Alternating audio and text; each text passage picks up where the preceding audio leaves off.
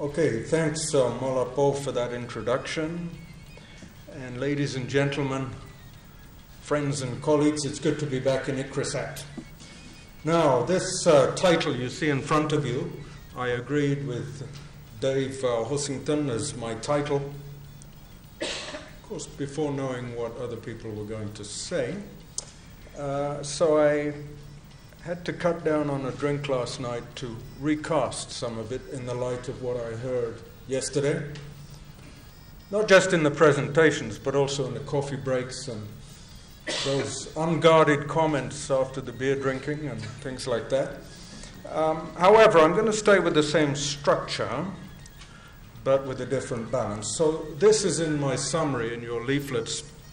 So I'm going to cover, first of all, smallholders seem to continue to survive despite their critics, and how they play into the agriculture-rural development scenarios of the last 40 years, and looking specifically at lessons learnt in that period. Of course, the greening of agriculture, getting the mix right in rain-fed agriculture, especially the drylands, how it plays into the climate change debates, and the move away from what we all recall as farming systems to farmers. In other words, the people-centered approach. Then I may, if I have time, mention a few research successes, but not many. Because as our chairman just said, we have a lot of critics in the AR4D community and the research community saying things have been rather slow. So my final topic there is why, and what that criticism amounts to. Now, first of all, these smallholders. You've all heard of Professor Collier's criticisms. He thinks they're historical artifacts, should be written off. Bina Agarwal yesterday described it as the first or second interpretation of smallholders. In other words, are they just a drag on the economy? These people, you know, what on earth are they doing being smallholder farmers? Not just in IFAD, but in my previous job as director of CTA, I was often summoned to parliamentary meetings, usually the European Parliament, to explain why Europe spends so much money on cooperation. And that first bullet was the one that set a lot of the members of Parliament back. So, who are all these people? You mean there's 500 million smallhold farms supporting 2 billion people? We thought they were just a handful of eccentrics. And they feed a third of the global population, around 80% of the food consumed. There is an awful lot of smallholder farmers around. Why do they persist? Well, we know the background, that they produce more output per hectare than large farms, they employ more people, and they use less capital. So in poor labor surplus countries, they provide food security, they spend a larger share of their income, if they have any, on local goods, and they stem urban migration. For all those reasons, politicians like them. But of course, the advantages fade as labor becomes scarcer compared with land and capital. But when does that transition occur? Now, there's an awful lot of stuff in the literature, groups like IFPRI, Peter Hazel and such like, that say that transition, that move from Bina's two interpretations, doesn't happen till the country gets out of low-income status. Indeed, Hazel's latest publications say until they move to middle-income status. Well, where do you stand on China? It's certainly not low-income. Depends who you talk to. It's certainly developing. But there's still an awful lot of smallholders in China. Most of those in the eastern half of the country have gone to the large cities that someone mentioned yesterday because they have a better alternative. So, this is why when we listened to the minister yesterday, he spoke about the private sector supporting smallholder agriculture and the government supporting private sector in that aim. One of the best quotes yesterday, some of you made it as far as the PTTC yesterday afternoon and listened to Prem, who is sitting in front of me now, who, being a good foundation man, quoted his boss, Bill Gates. And Bill is reputed to have said that smallholders, poor farmers, are not a problem to be solved. They are the best answer for a world fighting hunger and poverty. As he's nodding, so I got it more or less right. But the problem, ladies and gentlemen, is that they play on a very tilted field. Markets demand increasing quantities, higher quality and timely delivery. As we heard yesterday repeatedly, smallholders have less access to inputs and services. They suffer most from both tendencies there. And one of the big supporters, apart from Hazel that I mentioned, was Steve Wiggins. And one of his slides, slightly modified by me. Of course, what does it take for smallholders to be the winners? The Bill Gates interpretation. Of course, the favorable investment policies. But then the next three bullets are intended to offset that tilted playing field. So investment in rural public goods, the agriculture, infrastructure, education, healthcare, then the strengthened rural institutions, market support, the rural finance that Radha Singh has just been telling us about, natural resource rights, access to technology. Now that strengthened rural institutions takes us back to Bina's group formation discussion of yesterday morning. Yesterday afternoon we heard it in the context of producer organizations from Subhash Mehta and Professor Nayak. Other authors talk about empowerment and human and social capital, but that's what those strengthened rural institutions, that's what we're talking about. And of course, the final one, access to knowledge for sustainable farm intensification. Now, a number of people cited the successful examples in Africa, cereals in Burkina Faso, driven by smallholder development, and comparisons with the smallholder involvement in Asia's Green Revolution. So the conclusion of that meeting is that there is considerable support, not just from Bill Gates, for the more positive of the interpretations. Let's just have a quick look at lessons learned from that Green Revolution. Of course, increase of food production and high rates of adoption by smallholders. Jack Diouf, the outgoing DG from FAO last year, one of his last forwards he signed off, cited that the Green Revolution saved an estimated 1 billion people from famine. And as we know, it was built around technology packages, the associated policies, and of course the high-yielding varieties of cereals. But as we also know, associated with land degradation, over-extraction of groundwater, loss of biodiversity, build-up of agrochemicals, etc., etc. Indeed, Professor Swaminathan hosted a meeting on 20 years after Rio in February this year down in Chennai. And many of you have listened to him in different contexts where he talks about the need for an evergreen revolution, not another green revolution. Indeed, back to Diouf, in that foreword he says, agriculture to grow must learn to save. That was in the Save and Grow publication. Many of you will remember Shivaji Pandey, certainly Dave will from CIMIT, but then he went to FAO and put together that Save and Grow with a group of authors and people like me and the advisory board. Now, what did he say in that book, and what did similar books say? Well, they said intensification is still the priority, of course.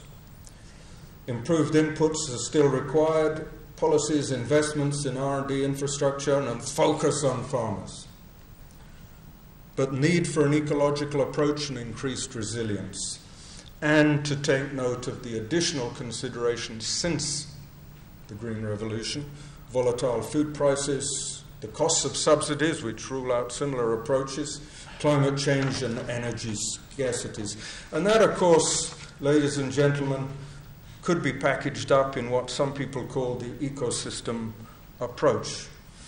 So, increased productivity, but enhancement of natural capital and ecosystem services, higher rates of efficiency in the use of inputs, system resilience to the different stresses, looking to biodiversity. And one example a number of presenters spoke of yesterday, a classic banner example, is what's become known as conservation agriculture. I don't intend to talk to this slide, but those are the tenets of conservation agriculture. And the reason I include it still is that one of the World Congresses in CA was here in Delhi 3 or 4 years ago. And of course, it gathers support as a general approach. Now, that ecosystem approach was accompanied by a range of other changes. Of course, the externally input-orientated, moving to a more ecological approach, the focus on participatory, educational and knowledge-intensive approaches, building capacity of individuals and their organizations, building on social and community capital, and promoting innovations involving a wider range of stakeholders. And I'm going to return to that one, the agricultural innovation systems, a bit later. But first, I now want to move quickly to rain-fed farming in the drylands and getting the mix right. That's my third topic. What do we mean by getting the mix right? Well, one of my favorite slides, this is from Gordon Conway. He uses this at every one of the agriculture rural development days. It's getting that sustainable agricultural overlap, the productivity, stability, equitability, and resilience. Now, for many years after Green Revolution, there was a feeling that crops rule okay. So crops is what it's about. And one consequence of that is that livestock tended to receive somewhat less attention, which is curious in the sense that, for example, 2/3 of the drylands are used for livestock production. That bottom bullet, Africa's arid and semi-arid areas, are predominantly used for extensive livestock grazing. Some of that data is from ILRI, but look at that FAO analysis in the middle. Livestock production is nearly 40% of our GDP in many developing countries. Now, a lot of you people here work in and around the CGIAR. If you look at CGIAR investments, it's about 10 to 15% in livestock. Are there any ILRI people in the audience? I know there's ILRI on the campus. No. That's because they know you always talk about crops in here. So livestock, we need to get the balance right there. And indeed, to be fair, ICRISAT's strategic plan talks about crops and livestock in there. Second thing that got the thin end is, of course, the trees in the system. We don't have anyone from ILRI here. I'm sure we don't have anyone from ICRAF, but there's an ICRAF slide. Trees on farms address mitigation, adaptation, and food security issues. A lot of you, I'm sure, have listened to Dennis Garrity's Greening of Africa, or failing that, Tony Simmons, the new DG's comments. He tends to talk about mosaic restoration, but it's the same issue. There's another ICRAF slide going from pristine forest to annual crops and then the mosaic landscape. The thing I like about ICRAF slides is, in case you don't get the message first time, they always ring the key words. You see, agroforestry. Now, agriculture is the most sensitive of the sectors to climate change. My next topic. The last 3 meetings of the member states, the COPs of climate change, have had something called an Agricultural Rural Development Day. Some of you may have been involved. Of course, CRP 7 tends to lead for the CG, but many of the other national systems involved as well. And we've tried to get 4 messages across in those sessions. Here they are. Food security, poverty reduction, climate change are closely linked. Without strong adaptation measures, poverty and food security goals will not be met in the midterm. Adaptation enhances food security and can reduce greenhouse gases from agriculture. and climate-smart agriculture, another buzz phrase echoed by Rob Bertram yesterday, offers triple wins for food security, adaptation and mitigation. Indeed, Rob, at the end of a long day yesterday, I see him sitting there, said CSA, climate-smart agriculture, is very similar to sustainable ag intensification. Well, he's largely right, but what does it mean if I'm a smallholder farmer? What do I need to think about differently? First thing is policy preparation. What we do has got to be based on a deeper risk assessment. We can't rely on historical records of the climate. Just look at the extremes around the world already, especially in the drylands. Secondly, this deeper appreciation of the multiple benefits. We've got to look at farming systems that give us the adaptation and mitigation trade-offs. And the third thing, the reason for those ARDDs, by the way, there was a fourth one at Rio a few months ago, Rio +20, is to change the architecture of development finance. The battle goes on. I say almost in the agenda because most of the politicians who are at these events, agriculture is a complex issue, as you know. We hear what you say, as many of them said to me, but our capitals are not sure. So, you know, there's been some movement. Many of you have heard Lindiwe Sibanda say, no agriculture, no deal. That was taken up by the ARDD days, but with mixed success. IFAD, my old organization, established a so-called ASAP, Agriculture Smallholder Adaptation Program, with support from, financial support from the UK, Canada, Netherlands, Belgium, to look more closely within our country programs with country states at adaptation. Final thing on climate change, you've all heard that mitigation is about carbon management. Mitigation to avoid the unmanageable. Adaptation is often described as water management, to manage the unavoidable. And it's especially important to us when we say rain-fed farming and drylands. Earlier this year I was at the World Water Forum in Marseille, and yet again we heard that 40% of the world's population live in countries with moderate or severe water scarcity. We all know that 70% of fresh water is used in agriculture, and our environmental friends tell us that 15 to 35% of that is unsustainable. They also had a nice phrase in Rio +20 that water is the bloodstream of the biosphere. But it's segmented into water, sanitation, agriculture, and different sectors. So the business case is mitigated. It's, shall we say, amorphous. So a number of the pundits there said at Rio 20, we're still talking about actions on water.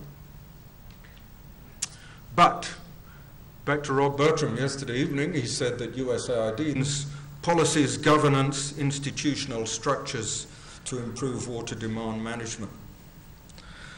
Final thing on that Rio +20, this was the communique from ARDD4, Ag-Rural Development Day 4. And they had these three messages. Landscape as the integrating system, knowledge generation harmonizing food security and environmental sustainability, and establish a process for an SDG, Sustainable Development Goal, on sustainable food systems. Well, like all good communiques, it's touch and go. What, if anything, happens to that communique? But it had some interesting stuff in, you know, that the SDG was talking about 20% increase in food supply chain efficiency and water use efficiency, and so forth. Let me tell you, there was also at Rio +20 a food security dialogue day involving the 3 Rome-based agencies and biodiversity for the CG. And that looked very much at smallholders and people-centered approaches. And Kanayo Nwanzi was quoted in that with this phrase: farmers do agriculture and it's a people focus, and the challenge is to transform smallholder agriculture into successful agribusinesses. Canayo got a lot of fire from some of our member states for putting it as boldly as that. So he changed the phrase at our last board meeting, after a long discussion with us, to say, transform subsistence farmers into farmers who make money. This is why, again, back to Minister Adesina, who had dinner with Canayo last month, spoke about government facilitating the private sector and support to smallholder farmers. You heard his eloquent presentation yesterday. It's also why Marco Ferroni yesterday spoke about commercial agriculture as the best model. And it's also, of course, interestingly, I don't know if you had time in between the dinner last night to look at the DG ICRISAT Willie Dahr's book on feeding the forgotten poor. But on page 95, he refers to IFAD and Canayo, saying, apparently Canayo said to Willie, you are on the right track with IMOD, the Integrated Market-Orientated Development. And we were all told about that again yesterday at the IMOD Plaza. Well, Canayo is very supportive of that. Let me now look at the next lessons learnt from a rural poverty report. IFAD produces one of these every 10 years. The last one was last year. And it's a 300-page book. So I'm just going to give you some of the key messages from this. What needs to be done? 4 cross-cutting issues. Investing in rural areas, all the things we discussed yesterday, and making the rural environment less risky. Why? Because all of our member states, most of our member states, the rural areas are neglected rural backwaters, according to one Minister of Agriculture. So, of course, no young person in their right mind wants to stay there. Want to go to the city or the town. Number 3 and 4, strengthening individual capacities and continuing to strengthen collective capacities of rural people. All that stuff we discussed yesterday. But, ladies and gentlemen, risk management is about improving living conditions. RPR emphasized, the Rural Poverty Report emphasized 2 things here. Smallholder agriculture continues to play a key role, but what sort of agriculture? It's got to be commercially orientated, linked to markets, increasingly productive, resilient to shocks and climate change. This is why, if you look at IFAD's country program investments, in the last 5 years, value chains have gone into the ascendant. Over half of the country programs have it in the title or major components. 1 or 2 people said to me yesterday, with or without the red wine, but IFAD's about poorer people, isn't it? Of course it is, but it's, remember Willie when he introduced IMOD, he said the most important word in IMOD is I for inclusion. IFAD cannot go to the most isolated, poorest parts of Nigeria and say, let's produce high-quality cassava starch. What it can do is look at the value chain for cassava, as we've done with Nigerian authorities, and look how to include the poorer sectors so that they get a proportionate amount of the benefits. And that's the challenge for value chains, pro-poor value chains, as we call them. The second emphasis is this mysterious RNFE, rural non-farm employment. Of course, successful agriculture creates possibilities for growth in RNFE, and in addition, we're looking at, in many countries as they transform, the complementarity between things like agro-tourism, payment for environmental services, and small-scale agro-industrial development as a complement to that commercial agriculture. Let's get back to who those farmers are. This is the topic of my FAO colleague Libor yesterday, but it was also mentioned by Prem and indeed by Rob and others. This data comes from last year's State of Food and Agriculture, the FAO publication on closing the gender gap. Again, that rural women account for 50% of agricultural labor force in East Asia, Sub-Saharan Africa, typically work 16 hours a day on multitasking, and they suffer from all the disbenefits of smallholder agriculture, are usually multiplied. So limited access to anything you care to mention. Most striking, they represent fewer than 5% of all agricultural land holdings in NENA, Northeast North Africa, and the SSA average is around 15%. So limited contribution to decision making in all settings, be it home, organization, or community. Now, Libor, one of his quotes yesterday was very uncomfortable for us men. He produced a set of data comparing the impact of increased income of women and increased income of men on child nutrition and health in the family. Now, looking around, I remember Raj, I think you were at that presentation. What he said was that increasing income of women by $10 had the same effect on child nutrition and health as an increase in men's income of $110, which means that us men are less than 10% as efficient as women. So I said to Raj on the way out of the room, it makes you proud to be a man. To which Raj said, I'm looking for the tea.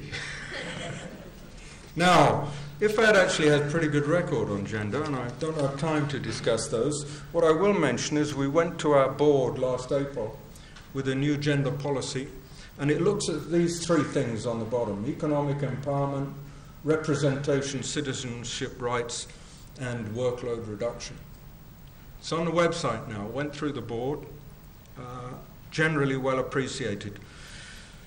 Next lesson learned is something called the missing Millennium Development Goal, namely energy. Now, why should we bother with this? Remember, someone mentioned yesterday, 20% of the world's employed in agriculture, 1 in 5, but agriculture is 4% of GDP.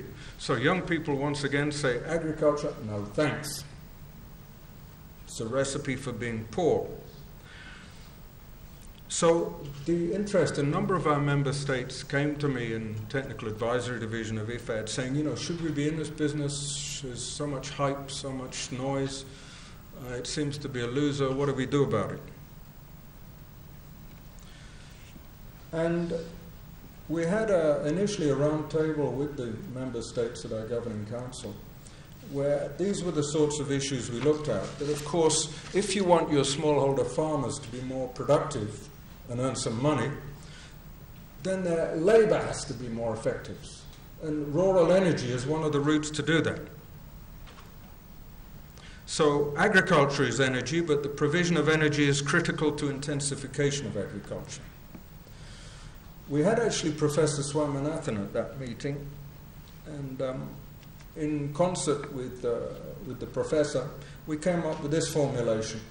Bioenergy has to be pro-poor, pro-nature, pro-livelihoods, pro-women, and to ensure food security. In other words, depending on the setting of your farmers, is it a sensible cash crop?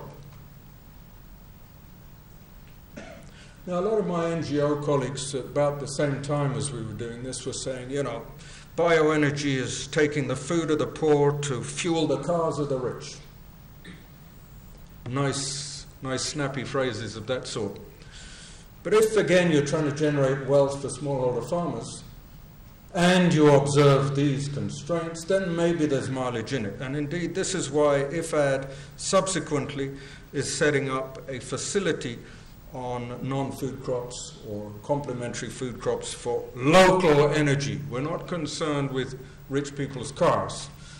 Local energy for intensifying agriculture, for making cooking more efficient, for allowing children to do their homework with electricity, etc., etc., etc. These are the principal benefits. Now, ladies and gentlemen, learning has been slow, as I say. Despite that, and I'm restricting myself to one slide, there have been some research successes. Here we're at ICRISAT 40. CG at 40 published some results last year, June, some of which was drawing on this millions fed from 2009. And ICRISAT colleagues will like the link there to India because that's the one about sorghum and millet, which is now, of course, in the 16 joules of ICRISAT that I'm sure you've all read, is also covered in there. The one I like in there myself, for domestic reasons, is the drought-resistant groundnut, because IFAD was a co-financier of that joule story. But, ladies and gentlemen, why so slow? Our chair introduced me saying I'm retired. Now, one of the problems of being retired is probably you've got grown-up children. And indeed, looking around this audience, many of you have probably got adult children, and they're your most vibrant critics. So when they ask me what I'm doing all day, and I give them a smaller version, they say, so this is all pretty straightforward. How come you didn't crack all this stuff?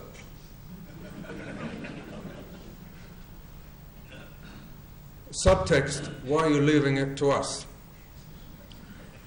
Now, most of these adult children, of course, watch too many North American films, so when you start replying, they tend to come back to you with words like bullshit and stuff like that. Now, why? And this is a question I've repeatedly asked myself.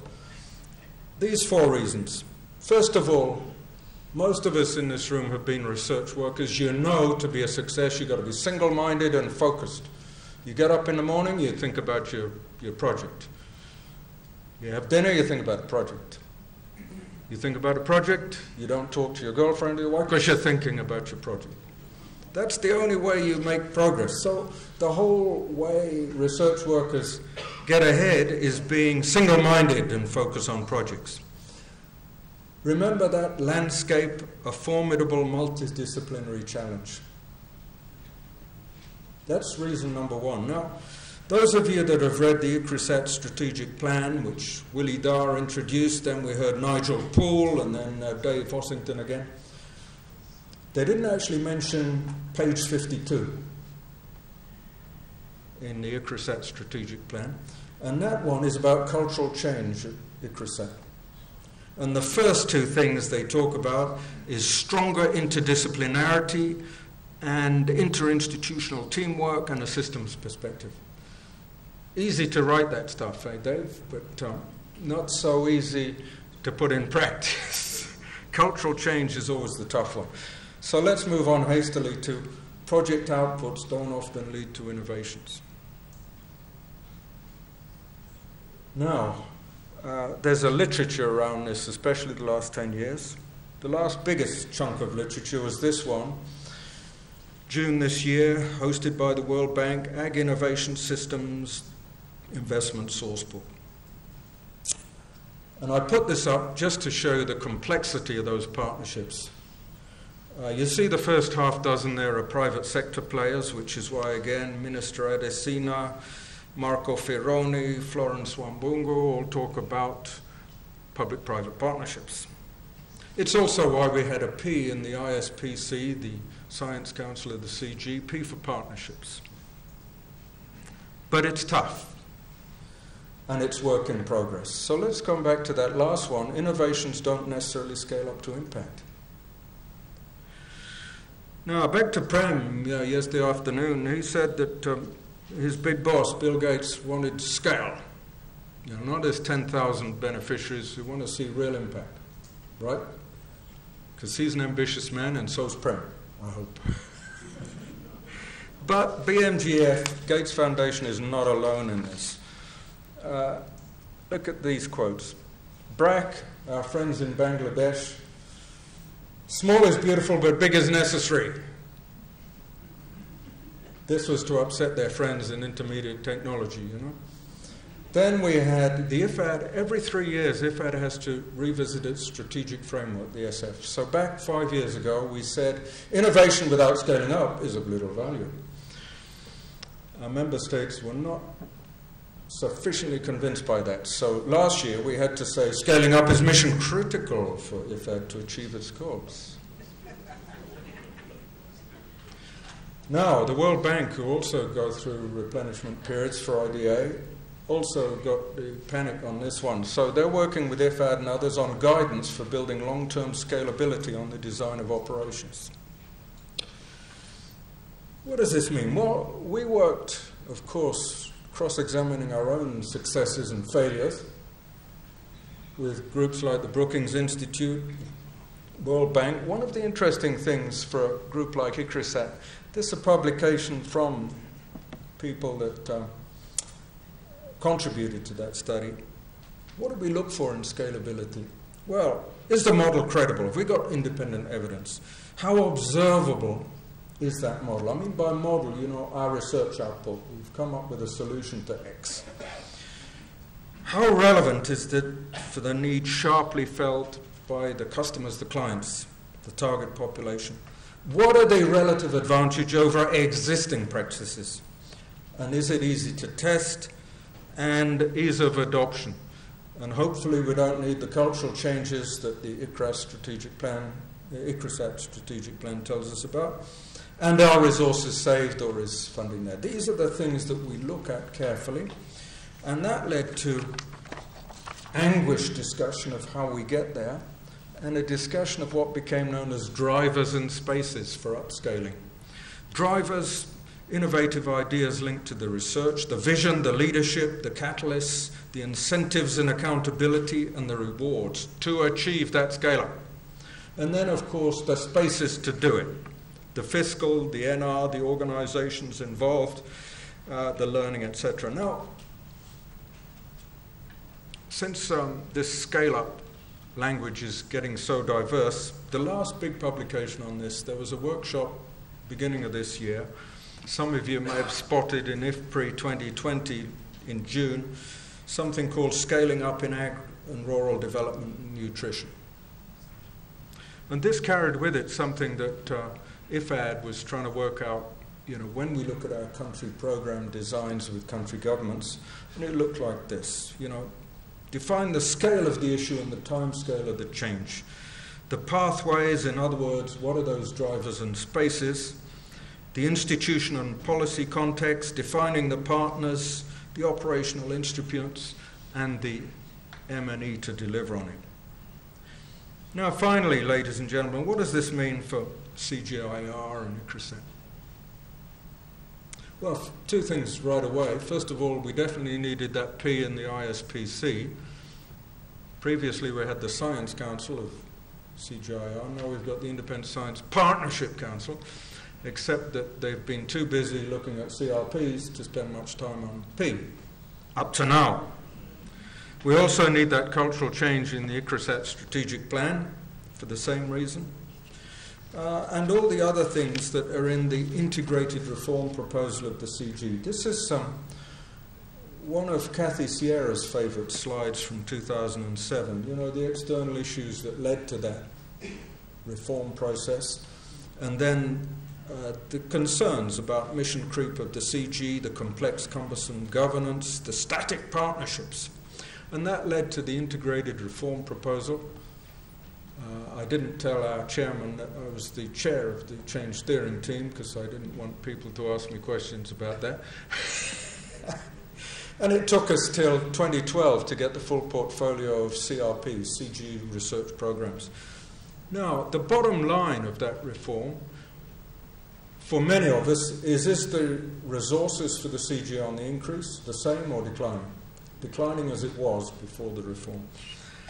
Now, many of you have heard about the Fund Council meetings, and Rob Bertram there sits on it, and Abu Bakr there has headaches when he goes there as well. And there may be some others. Of course, Willie Dyer has to go there to be cross-examined on his CRPs. But the bottom line is, despite the financial crisis, the funding for the system has increased substantially. Not as much as we'd have liked to, but then if we'd done the CRP portfolio quicker, maybe we'd have got there just ahead of the financial crisis, or indeed without so many criticisms that this has taken us rather a long time. I won't proceed on that topic. Ladies and gentlemen, time is up. I've spoken about lessons learned for smallholders. At stake is the livelihoods of those 1 billion extremely poor people, opportunities for the young people of tomorrow, and the well-being of our planet. So, thank you very much for your attention.